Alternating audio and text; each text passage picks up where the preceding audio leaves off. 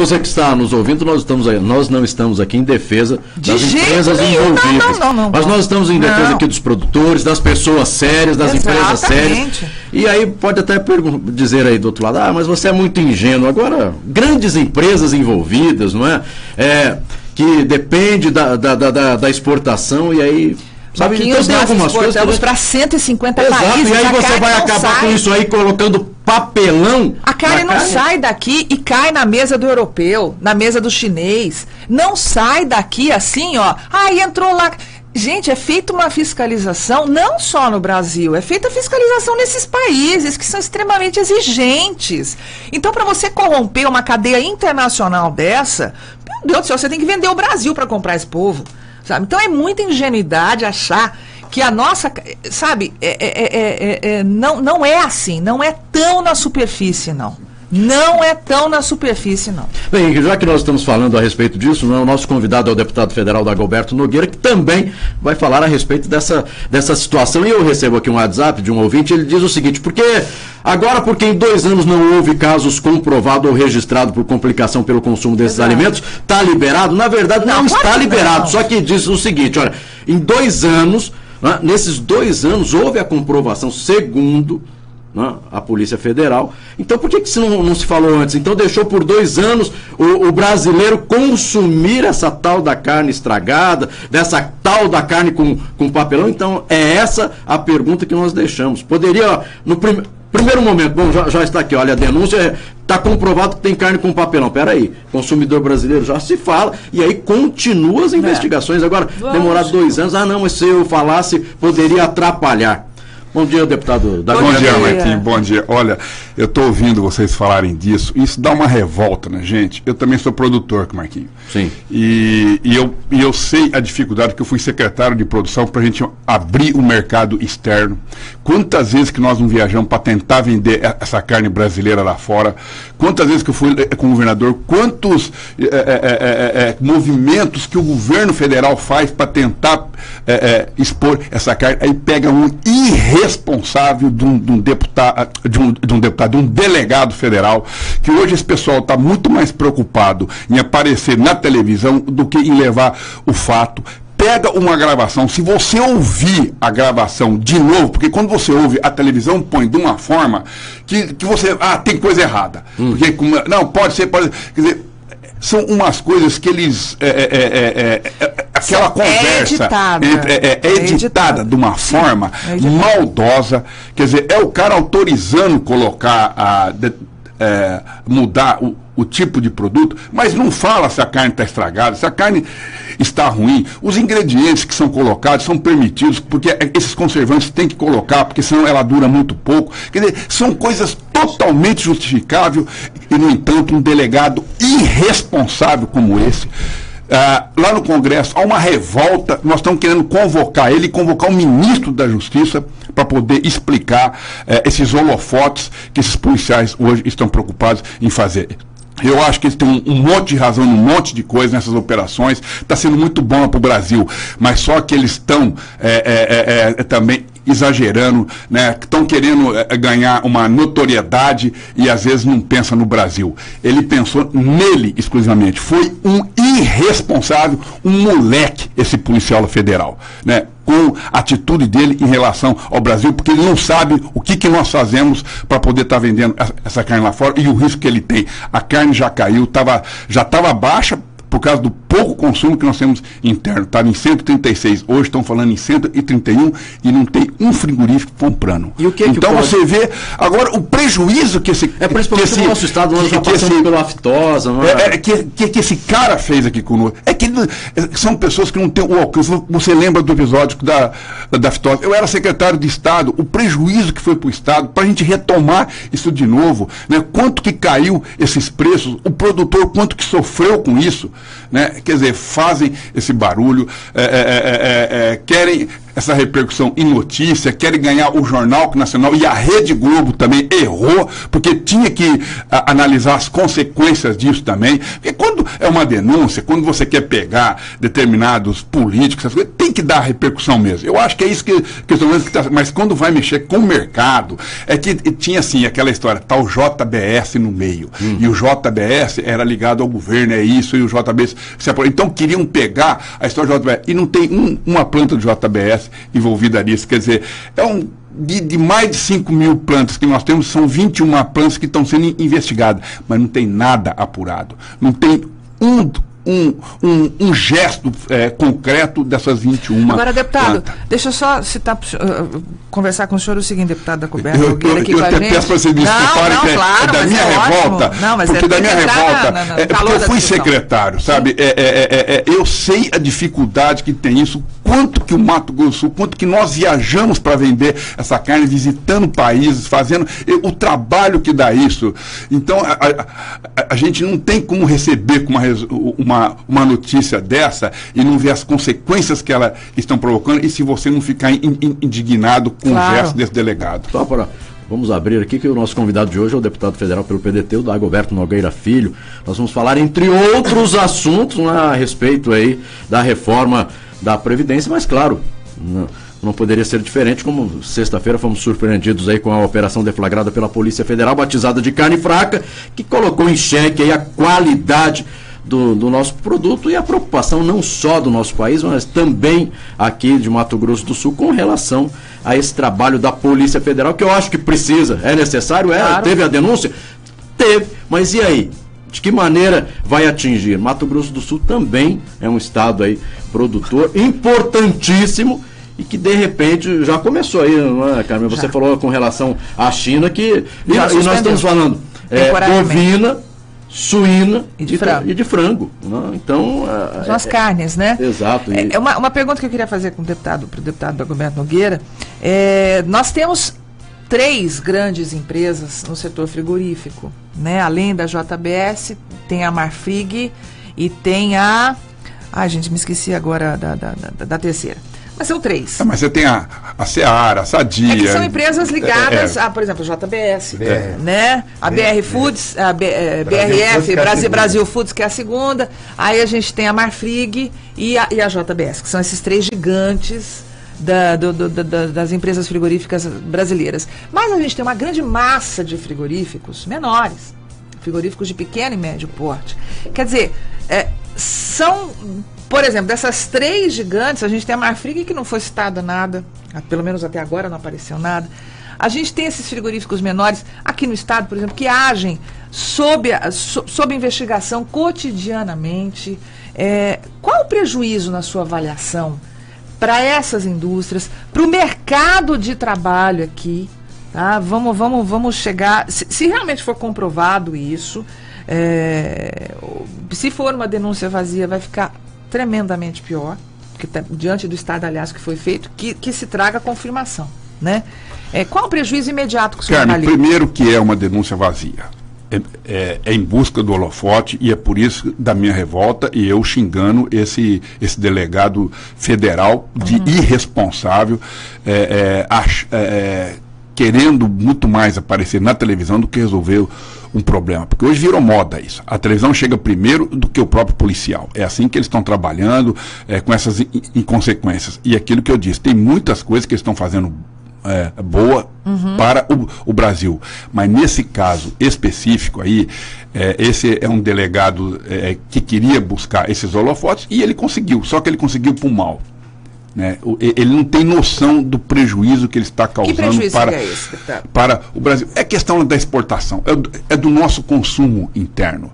Você imagina naquele dia que repercutiu, se alguém vendeu alguma carne em supermercado. Ninguém mais quis comprar. Todo mundo passou para o frango, passou para o peixe, passou para o porco. E que, na realidade, essas indústrias também trabalham com isso. Só que as pessoas, como divulgou essa questão lá da carne bovina, o que levou em conta foi a carne bovina. E eu sei que disso, porque na sexta-feira o preço do boi já caiu bastante e os frigoríficos, muitos deles cancelaram o abate com medo de abater, ficar com um grande estoque e não tem para quem vender. Porque a notícia deu uma repercussão terrível em relação, principalmente, às exportações. Porque isso é uma das coisas que há uma fiscalização rigorosa. Ninguém compra carne de um país que não tem os atestados de sanidade animal. Você vê que na época da aftosa o prejuízo que foi porque suspenderam, todos os países suspenderam a compra aqui do Brasil. E o mundo acompanha todas essas denúncias de hoje corrupção tá na internet, no governo, hoje, então e outra, a Rede associa, Globo, ela né? tem a internacional, ela tem, quando sai, quer dizer, o que nós fizemos é dar um tiro no pé. É uma responsabilidade tamanha que nós demos um tiro em nós mesmos e esse porcaria desse delegado federal, ele não sabia desse alcance, eu tenho certeza disso, porque ele pode ser idiota, ele pode gostar de holofote, mas ele, quando acho que percebeu o mal que ele causaria para o Brasil, ele não mediu isso. Talvez, assim, que ele pegou aquela gravação, e aquela gravação deixa uma certa dúvida, pelo menos da forma com que ele editou, o tipo de embalagem está pondo ou não, mas quem for no frigorífico vai ver como é que é feito isso. A limpeza que os frigoríficos têm, a forma com que tem embalagem. Além das embalagens, os fiscais ficam em cima toda hora.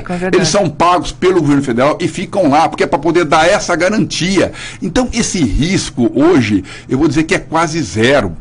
E o próprio produtor se preocupa com isso, o próprio frigorífico se preocupa com isso, que qualquer coisa que dá errado, o prejuízo para nós é muito grande. Uhum. É muito grande para o produtor, é muito grande para a indústria, é muito grande para o país. Então todo mundo fiscaliza isso. A carne é um produto extremamente perecível, gente. Então, Carmen, você já viu nesses 2 anos que ele está dizendo que alguém ficou internado por causa da carne? Eu comentei isso aqui, não.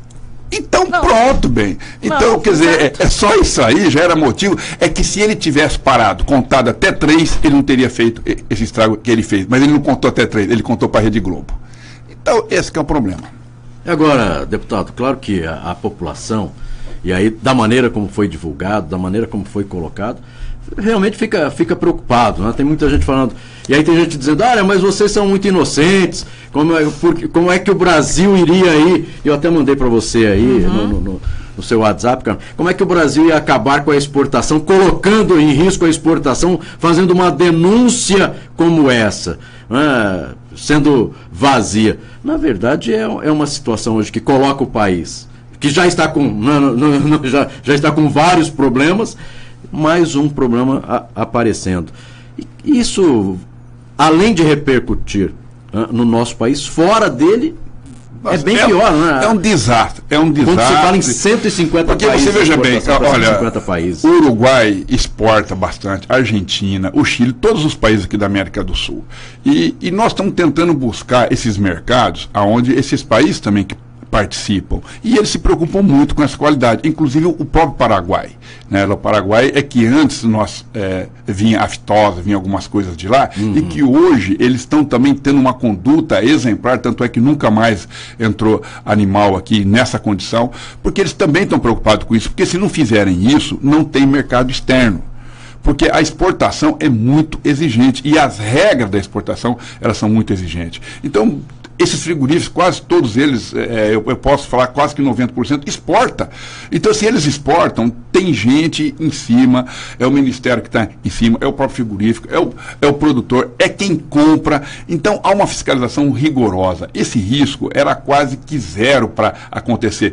Eu acho que esse risco pode acontecer muito mais num supermercado, aonde às vezes a pessoa não embalou, elas não guardou a carne com a temperatura exigível, e aí sim pode estragar no supermercado, mas do frigorífico, da indústria, olha, é praticamente zero essa possibilidade. Tanto é que eu assisti pouco o ministro, eu estava no avião ontem e não assisti o Fantástico, mas eu vi o ministro hoje no Bom Dia dizendo dessa questão, se eles tivessem pedido a assessoria técnica, ia mostrar que tudo aquilo não tinha nada a ver com a denúncia que ele estava fazendo, porque tecnicamente era aceitável aqueles produtos que estavam colocando, e que são produtos que combatem a bactéria sem nenhum prejuízo ao ser humano, e que também dá um tempo maior para essa carne não estragar, que esses produtos são naturais, que são colocados na carne, na venda, que não tem nenhum prejuízo para o ser humano. Quer dizer, então, se ele tivesse pelo menos perguntado isso para o Ministério, mas não podia falar para o Ministério porque era o Ministério que estava sob investigação. Bom, se ele tinha já a gravação, já dos 2 funcionários, e que ele achava que aquilo tudo que estava sendo feito, ele prendia os 2 e o resto do Ministério, ele podia perguntar antes de dar essa repercussão de que ele deu. Ele só tinha que ter calculado isso, ele só tinha que ter um mínimo de bom senso e de inteligência de parar. Olha, eu vou sair lá na televisão, mas a que custo que eu vou sair?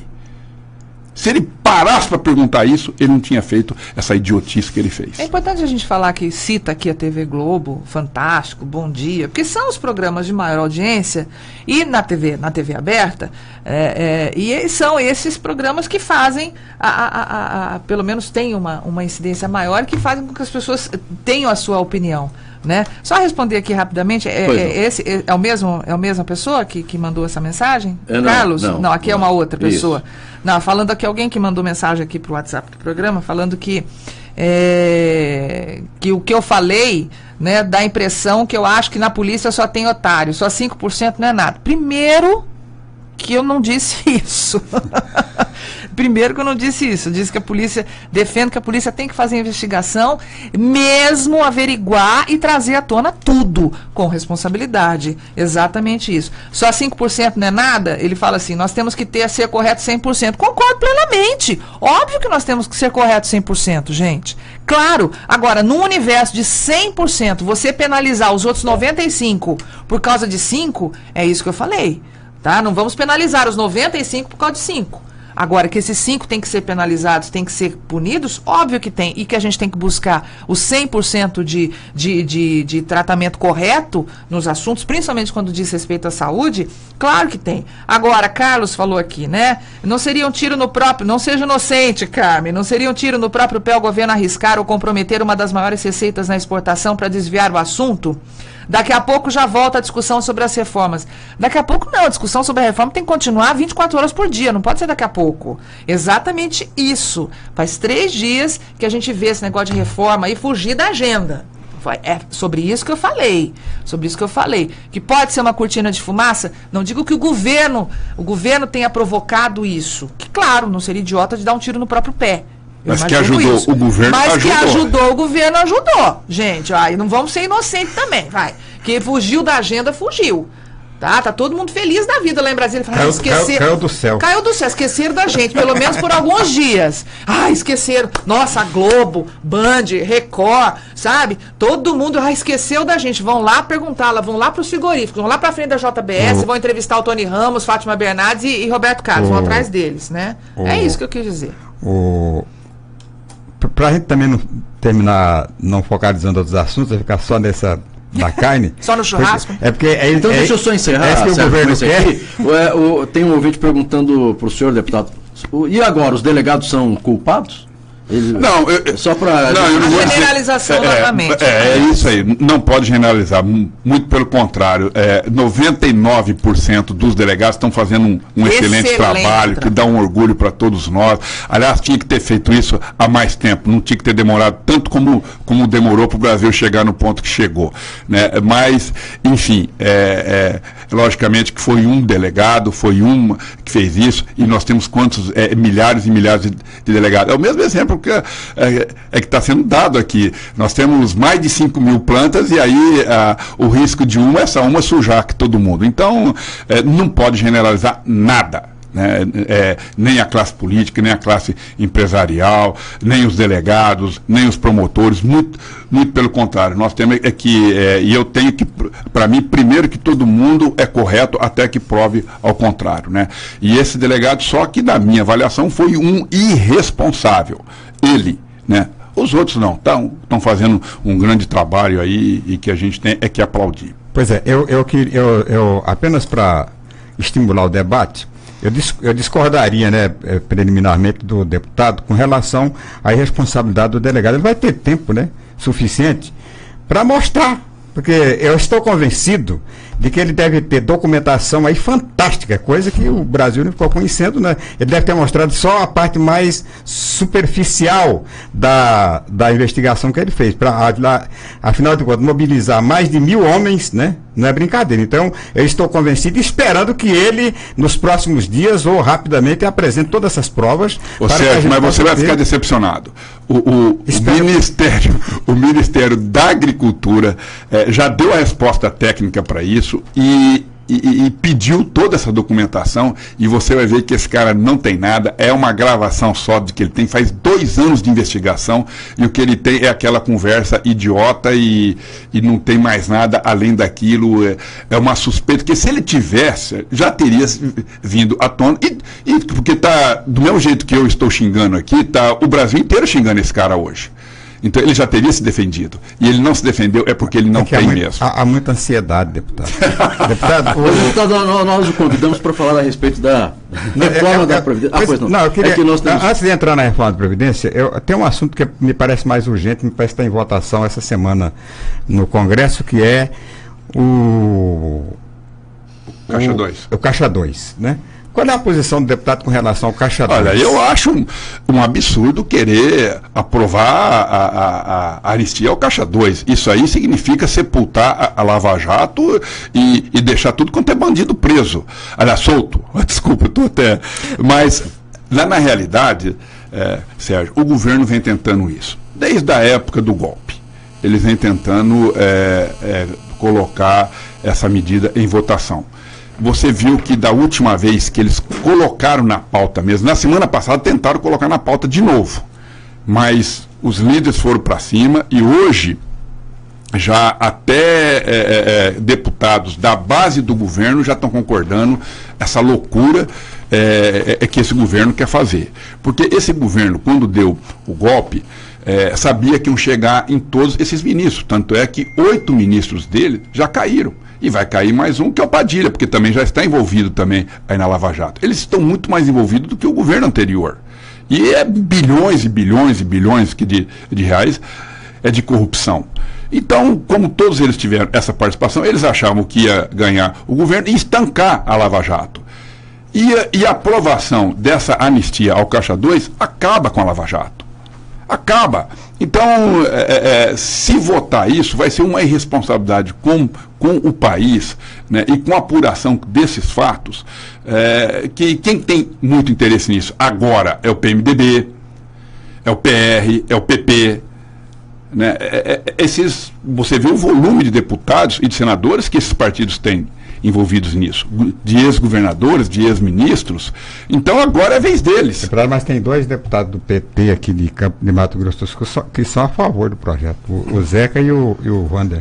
O PT também porque o PT também tem muitos envolvidos nele também, né? Então quem é contra somos nós, que fazemos parte de partido que não tem ninguém envolvido. E a sociedade que quer apuração. Então, nós temos que ter muito cuidado disso. Não é a primeira vez que eles tentam votar.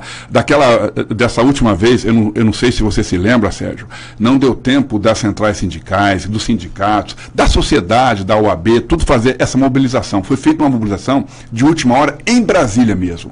Só que o risco de votação era tamanho, e as pessoas, Sérgio, e aí não foi assim, às vezes, mas foi gente que puxou de ônibus. Não foi. As pessoas compareceram no Congresso.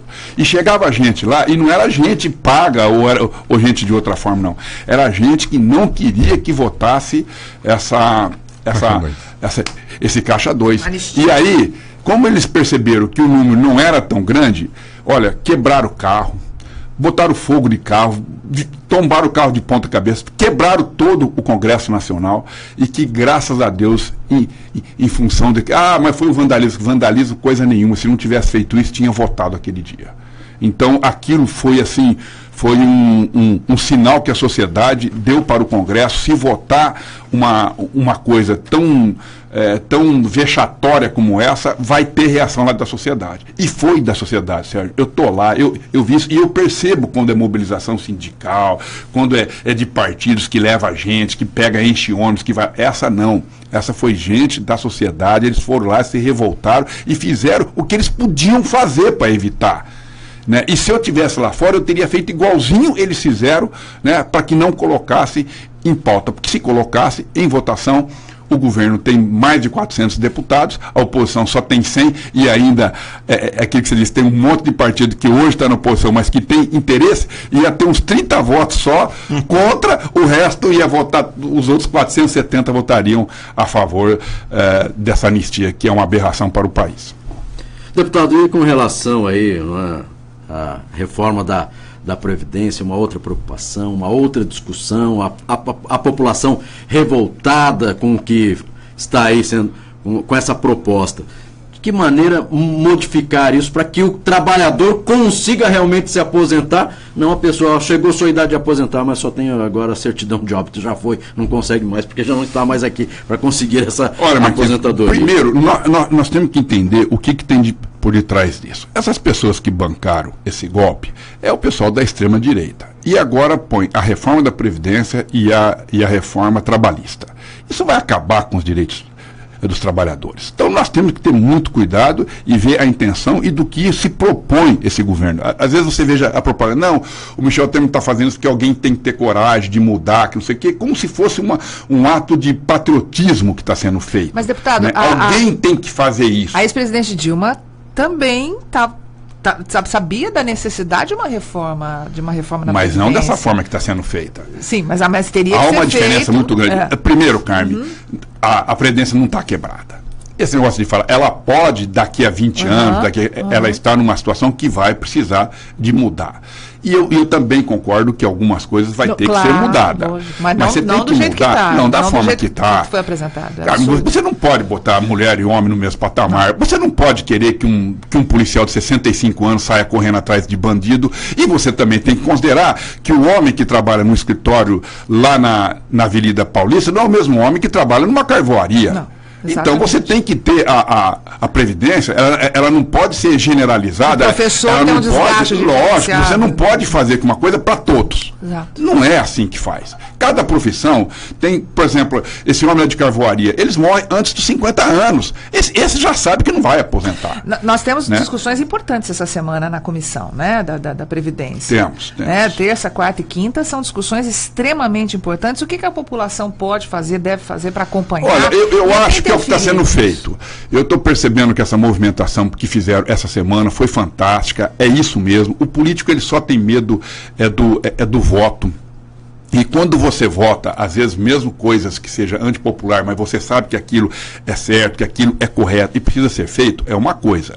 Agora, quando você vota sabendo que por detrás disso tem outros interesses e que a população ao longo do tempo já vai descobrindo esses interesses, porque o político ele aposta no imediatismo, né? Ah, não, isso aí já esquece.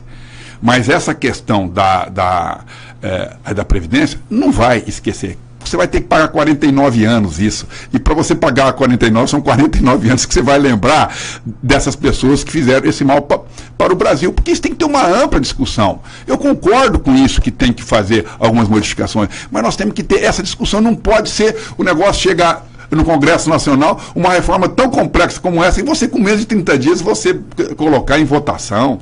Né? Então isso tem que acabar, quer dizer, achar que todo mundo é bobo, enganar o povo. Quer dizer, no primeiro momento era aquele discurso nacionalista, como se estivesse fazendo isso para o bem do Brasil.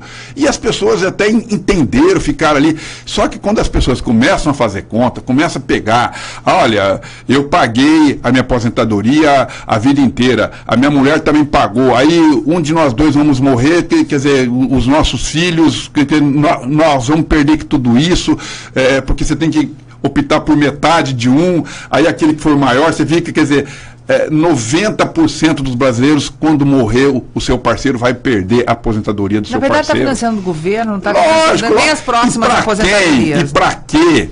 Né? Para onde vai isso? Para pagar dívida externa, para pagar banco. Pelo amor de Deus, cara. Então, essas coisas é o Meirelles que está lá, que é de interesse de banqueiros. É isso mesmo. Os interesses que estão por detrás disso são muito mais graves do que aquilo que está discutindo. Então, eles passaram uma imagem para a população. Quando a população começa a fazer conta, e aí vem os auditores fiscais, que são os que trabalham lá na Receita, que sabem da arrecadação. Aí fala, olha, a Previdência é autossuficiente. ela não está deficitária. E não está. Apesar de que o governo faz um monte de benefícios com ela, daí isenção para um monte de empresa que não recolhe.